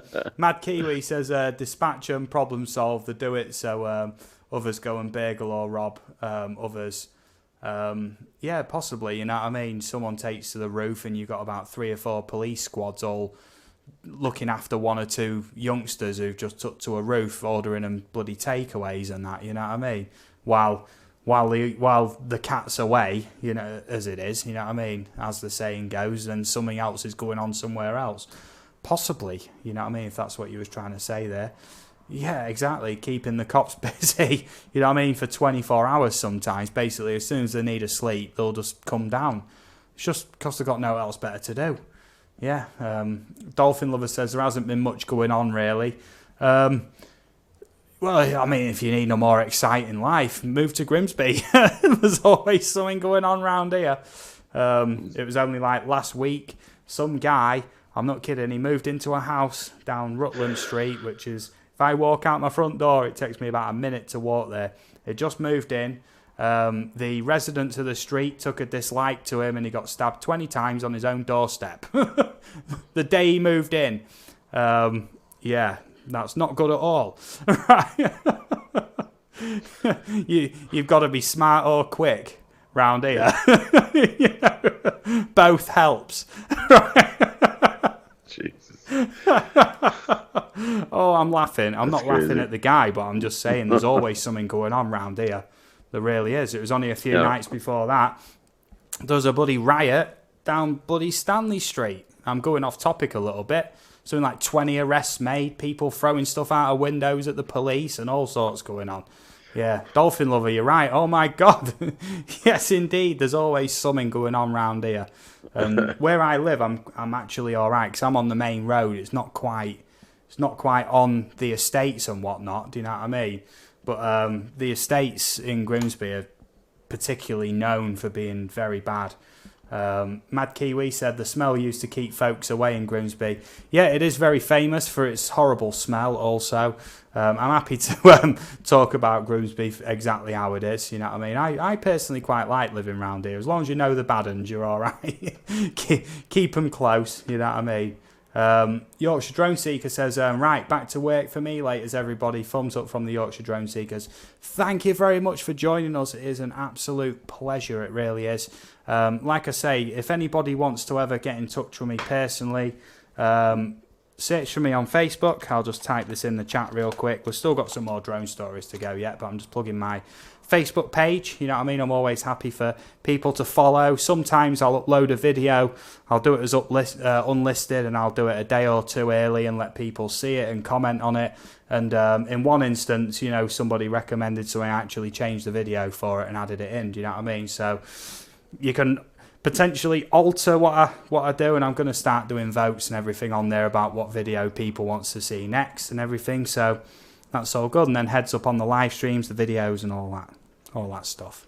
So yeah, AV UK on Facebook. Please look for me. please. Yeah. So right. So on to my next story then. And this one, I'm just going to do this one really quick because it's only a quickie. Let me just go over here and get the link. Okay, paste that in there. Mad Kiwi says, "Lol, all the states are dodgy, a bit dodgy." Yes, indeed. So North Yorkshire fire crews get access to police drone. North Yorkshire Fire and Rescue can now request North Yorkshire's police drone to assist it at incident scenes. North Yorkshire Police have been using drones since 2018 to assist with searches, examining crime scenes and at road traffic collisions. I realise I'm reading that quite quick. I'll try and go a bit quicker. The drones use thermal imaging technology and are able to take photographs and videos. They were used earlier this year to assist us at a large fire in a workshop at North Allerton. Working in partnership with North Yorkshire Police shows our commitment to collaboration through maximising opportunities in the interest of community safety and protecting our staff. Right, I told you I'm covering this one quick. This new joint working will positively contribute to both organisations' priorities, including caring about the vulnerable. We will now be able to request drones at an incident where people require rescue and at fires. We will be able to get a bird's eye view of fire spread, which will help our staff and also protect members of our community. Okie dokie. Awkwardly Kim says she's getting tired. Have work tomorrow.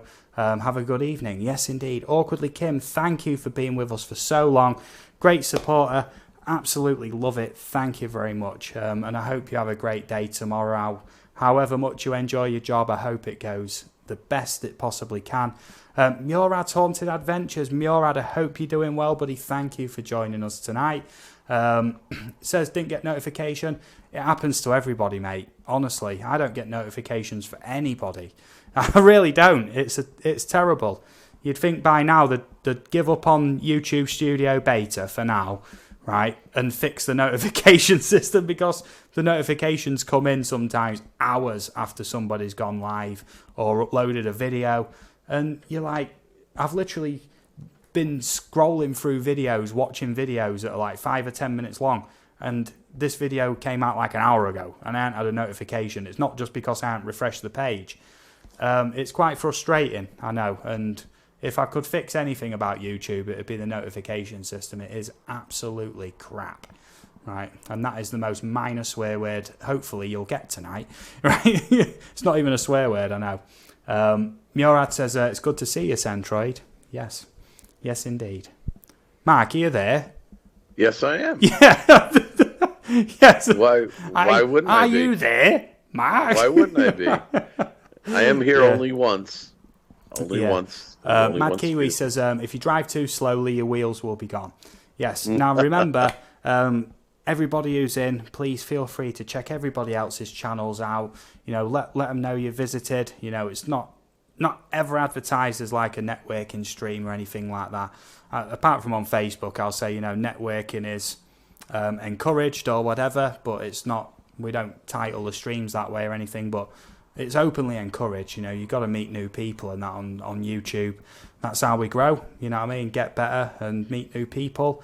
Awesome stuff. So, just going back to this story, if it wasn't for a fact that I wanted to link it into something else, North Yorkshire fire crews get access to a police drone.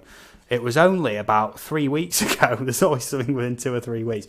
About 3 weeks ago, we covered a story where the North Yorkshire air ambulance and rescue thing actually had a near miss with a drone. Do you remember this story, Mark? Mm-hmm. And yes, it was actually returning. It was actually returning from an event about drone safety. And it had a near miss with a drone within something like 10 metres at something like 1,300 foot in the air. You couldn't make it up. No. You couldn't make that up, could you? Oh, blooming heck. Yeah, so that was the same, police department and rescue services department that got the near miss with a drone. Yeah, so I just thought I'd link that in. It's still a good story, you know what I mean? North Yorkshire fire crews. The more fire crews get access to drones, the better. Police using them, you know, it's sort of Right. controversial a bit in a way, because the police already have access to so many methods to monitor you, follow you, detain you, arrest you, whatever, chase you down. They've already got loads of methods at the disposal. But I mean, if they want to use drones to do it, I'm not really against it. As long as you're not doing anything wrong, then you shouldn't really have to worry about it. But you know what I mean? Always fire crews getting the drones is a positive thing. Wouldn't you agree, Mark? Yeah. Oh, Yes, absolutely. As long as indeed. they use it correctly and properly. Yes. So. Okie dokie. Well, I mean, if if the fire crews had to get on that registration thing and that, they'll all be flying around in micro lights. So.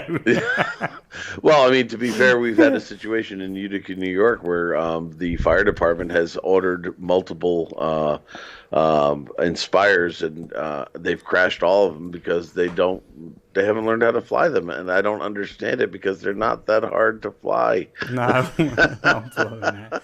But then again, if you're actually flying around burning buildings and stuff, No, this is just in training. oh, this They is haven't even, training. yeah, they Oh, haven't even had an opportunity to use it in any rescue situation. Thank God, because they would have crashed it anyway.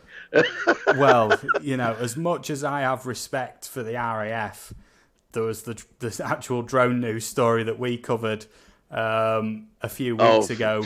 I think it was on like show 3 or 4, so it might have been a month yeah, or two ago. yeah, yeah. And that I was remember that.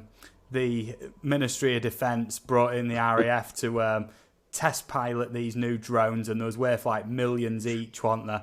And out of like 7 of them, they'd already crashed and destroyed 4 of them training with them to the cost of millions and millions of Oh, pounds. pounds. And Crazy. I can't remember that quote. What was it?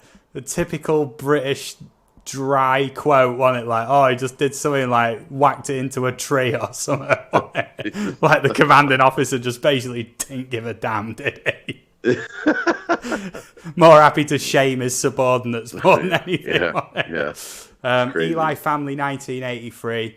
I'm from I was going to say a small town. It's a rather large town called Grimsby in the county of Lincolnshire, UK, which is almost in the north of England, but it's sort of classed as north of England, but it's not. You know what I mean? So, Mark, on to your next story Yes, if you're ready yes. for it. It's not so much a story as it is an interesting post on Facebook. Here's the link to it. What's the policy of streaming YouTube videos? I mean, Facebook videos. Are they copyrighted? Do we have to worry about that? I don't think so. Yeah, just play it, mate. Keep it in that small box if you would, and we'll just have a Okay. look at it like that. Okay. I Well, don't really know the policy, but it should be all right. okay. Well, I'm gonna the link's there for people to go back and look, but I'm going to show this. They call it the IFO, Identified Flying Object. It's only a concept at this point, and the video will speak for itself. But I mean, they're trying to come up with these personal transportation devices that fly with the same technology as drones, which makes them very simple to fly. Whether you need a license or not, I don't know. But as you can see, it's got landing gear, and the bottom comes down apparently, so you can enter it, and then it hoists you back up. What I find interesting about this, and I guess it just said that 120 miles per hour, and it goes for about 70 minutes. But you'll see in a second, this is the first one that I've seen with this option. Again, only a concept, a parachute. So the ball that this thing is, that you're in, detaches from the props and falls, and a small chute supposedly deploys. First drone I've seen, personal drone that I've seen with the idea of putting a parachute to it, which I think is a very good idea. Yes, you don't want to So be in like a falling capsule. no, You know? no. Yeah, because let's face it, I mean, some of your helicopters have auto rotation where if the helicopter like loses power, the props spin in a way that slows your descent. It's probably not gonna. It may save your life. You're probably not. You're still gonna be injured, but it's not gonna be a full out crash. Your fixed wings can do some sort of gliding should you need to in emergency. But let's face it, if a drone drops out of the sky, it's gonna drop. So having Yeah. that chute is gonna make a bigger difference. So And obviously, yeah, with the aerodynamics, it wouldn't fall like that. It'd actually nosedive, wouldn't it? yeah, yeah. Just with like the resistance, it'd find the easiest way to the ground. Yeah, and fastest. Yeah. So, Oh, interesting blooming heck. concept. But I don't know. It looks like it'd be fun to fly in. But again, right now it's only a concept. Whether or not it comes to fruition, don't know. But it's a fun little thing to think about. It was just one of the things I wanted to talk about last week. Figured we'd throw it in there this week. So that's it. Darwin Digital says, I can see it now, a Mavic with blue lights chasing a micro light. Oh, I don't know. I don't know. I think it's funny, but I'm all laughed out on the micro light thing now. I think I'll struggle to laugh about anything for days. You know what I mean? My actual, you know what I mean? What are they called? Dopamine levels and that are already spent from that micro light thing earlier. You know what I mean? They're It's already so funny. spent. It's sad but funny at the same time. Yes, yes, If you can yes. imagine that. So Right. So that's a good little mini story there. get a So little mini story. A little mini story. yeah, yeah. So I'll switch on to this one. Eli Family 1983 actually asked where you're from. I actually filled that in the chat. Oh, She was thank you busy very covering much. your story, but you can I appreciate explain that that. if you like. Yeah, Syracuse, New York, central New York it is, and right in the middle of the state, and got lots of trees, and yeah, it's cold here. Gets a lot of snow. Yeah, Mad Kiwi asks, can he put a shout out? Yes, of course. Yes, yes, of course. So on to my next drone news story, and this is from a funny website name called the Falmouth Packet, right? You know, just a bizarre name. Retired couple in Falmouth luxury flat, the Fitzroy, startled by burglar drone. Yeah. A retired couple was startled by a drone apparently filming through the window of their luxury flat with a view to burglary. Why was I having trouble with that? Linda and Ian Goodhue moved into the Fitzroy apartment 6 weeks ago and spotted the device hovering in front of their balcony on October the 4th. My overriding feeling was, what blooming cheek, how dare they? Do you think we're stupid? Maybe they think because we're a bit older we wouldn't notice. We're all very aware, intelligent people. We're not going to have it. Ian spotted two men in separate cars parked across the road from the Fitzroy around 6 p.m. in a spot that's not covered by CCTV. One of them he noticed was piloting the drone whilst the other one apparently kept a lookout. Ian shot upstairs in the lift to see what I could see from there and told Linda. And the couple managed to take pictures of the men and note their registration numbers. The drone flew past several apartments and one neighbour told the packet, I could have touched it, it was really close.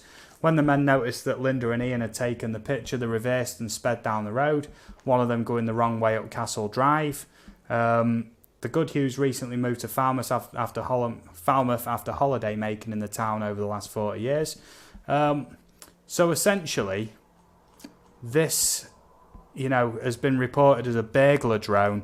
It might have just been an opportunist drone flyer who just thought, oh, I can fly as close to as I like to buildings. Maybe in this incident it wasn't criminal, it was just clueless. A slightly less of an offence being clueless rather than criminal. Obviously you can be clueless and criminal, but I don't think in this instance it was 100% some burglars scouting the place. What do you think about that, Mark? There's no evidence it was people trying to burgle the place, but I mean, what do you reckon? I mean, there's no evidence for that apart from there was guys flying a drone near the building. Yeah, no evidence. There's no evidence. There's nothing you can say about it. I mean, how much could you see through a window with a drone? Not much. And you know what? I mean, depending on the lighting, you know, it would be hard. I would think it'd be difficult because, especially with any reflection from the glass, you know, the cameras are great and all, depending on the drone, but you know, it depends, you know, how the lighting was. I guess I don't know, but yeah, with no evidence, it is what it is. Yeah. Okay. So. Mad Kiwi says, cool for those that like a bit of Aussie humour, head over to iSpike in 20 minutes. I've not seen iSpike in quite a while. I hope as well. Yeah. I just got the notification myself. Yeah, he's going on shortly. Yeah, nice. Well, after the stream, I'm going to premiere a video. If you want to go check out iSpike, that's fine. But straight after the stream, I'm going to premiere my latest video if you want to join us for that. And then after that, I'm going to go over to iSpike now I know that it's live. You know what I mean? Yeah, right. So I'll try and do it as fair as I can, you know what I mean? And try and do it all in one go. And we were planning on not going more than 2 hours anyway, so the timing's perfect. Yeah, so maybe another story each, maybe, and then we'll Well, work on. I'm actually fresh out, Steve. You're fresh out, are you? I am fresh out. I am Oh, you're done. fresh out. Okay, so I'll I am cover these done. last two stories nice and There you quick go. then, and then we'll get this premiere on the go, and then after that, I'll get the link for iSpike in the premiere, and do you know what I mean? Urge people to go over and see him. Oh yeah. You know what I mean? Try and do it as fair as I can. You know what I mean? I like to make sure that everyone's getting a piece of the pie, as it were. You know what I mean? I Yeah. don't like to Oh, hog absolutely. the airwaves. You know what I mean? I do like to hog the airwaves, but not for too long. Nah. Yeah, no, Nah. no, Never. no. Yeah, so, okay, this is a news article from Euronews, and this one was from the 15th of October. So, Budapest airport suspends flights for second consecutive day over drone activity. Oh no, it's Budapest's Gatwick, right? um, Budapest Airport has temporarily suspended flights for a second consecutive day after a drone was spotted flying nearby. A tweet from the airport on Tuesday evening said flights in and out of Liszt Ferenc International Airport would be suspended due to drone detection. It comes less than 24 hours after air traffic control was forced to close airspace around the Hungarian capital for nearly half an hour after a similar incident. And I actually looked up, I can't find any follow-up information to this. If you can, please link me something in the chat, okay? Yeah, in a statement on Facebook, Hungaro Control said the drone activity was not funny. That's the only comment they had for it, apparently. Oh no, there's more. 5 aircraft and thousands of passengers on them could not land because they were flying over the runways, and again, Liszt Ferenc International Airport had to be closed. One passenger tweeted about his boredom from his aircraft. Did you find the drone? He asked the airport. We are bored in the plane. Yeah. Yeah, I don't bloody know. So if you've got a link to anything that follows on from that, I actually looked it up. I couldn't find anything.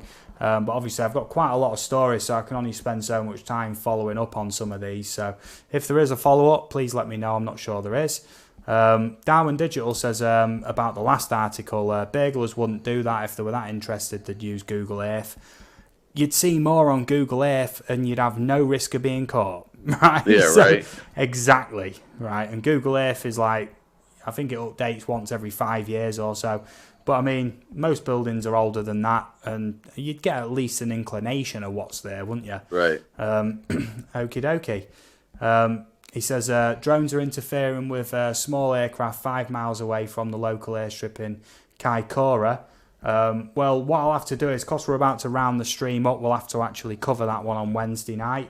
But for now, I would like to sort of end the show on a lighter note. I will look that up, Mad Kiwi. Thank you for the heads up, and I am going to get on that. Let me just paste this link in the chat, because I wanted to end it on a positive note. Drone gives paralysed former surfer a new perspective on life. And I really wanted to cover this one on Wednesday, but was running low on time.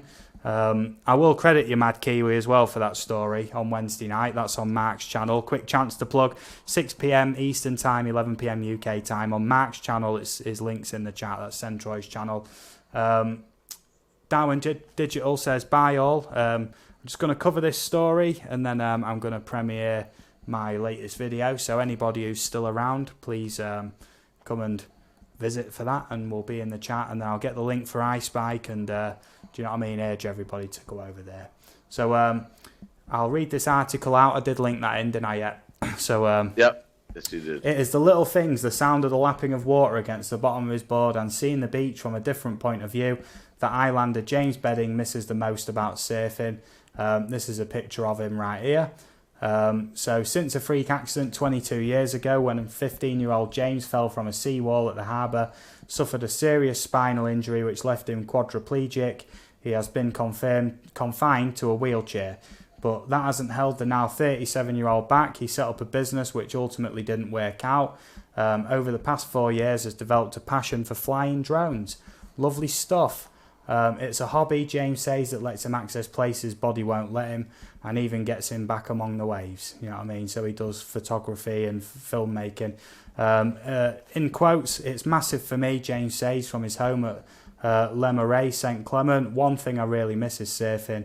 I used to love surfing when I was young. Now I can fly the drone out there and see people waiting for a wave like I used to. It sounds silly, but I can sort of wait with them. I get that same sensation, that same buzz. It's really bizarre, but it's so cool. The drone lets me get out and about and see different places, even if it's rough terrain.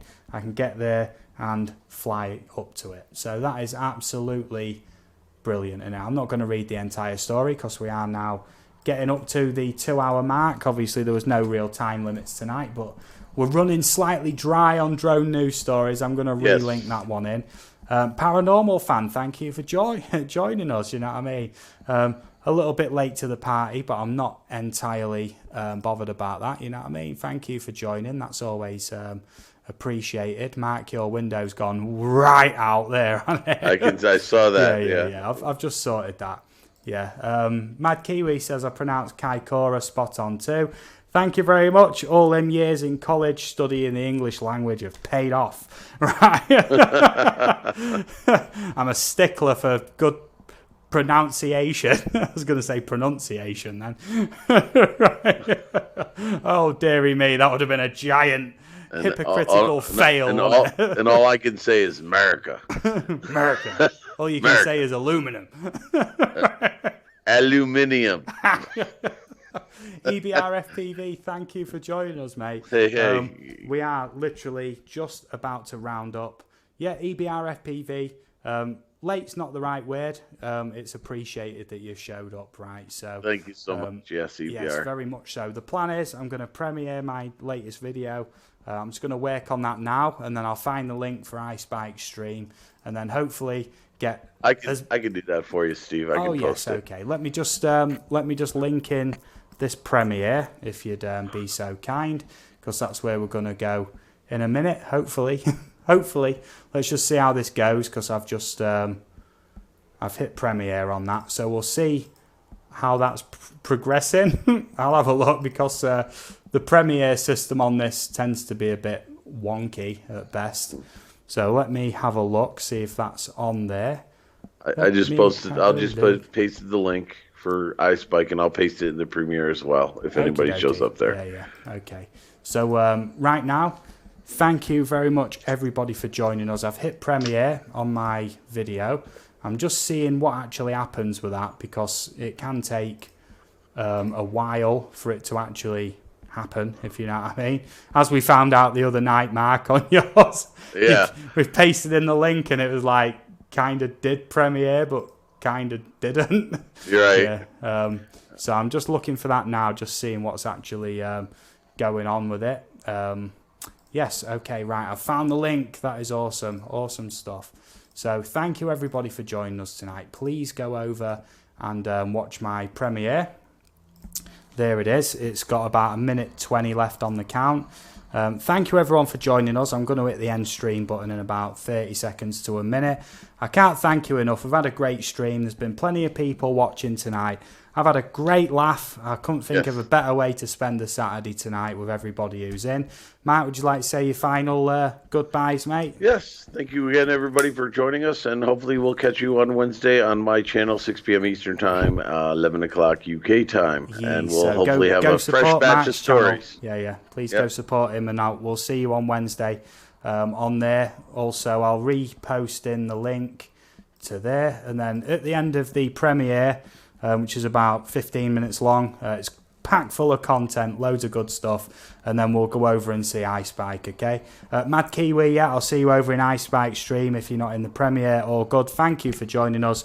Like I say, message me back on Facebook. We'll be in touch. Thank you, everyone, for joining us. What an awesome night tonight. Can't thank you enough, and we'll see you all again real soon, hopefully in the premiere. Post that in the chat one last time for you. It should be starting about now. Thank you, everybody. Have a great weekend, and we'll see you all very soon. Bye-bye.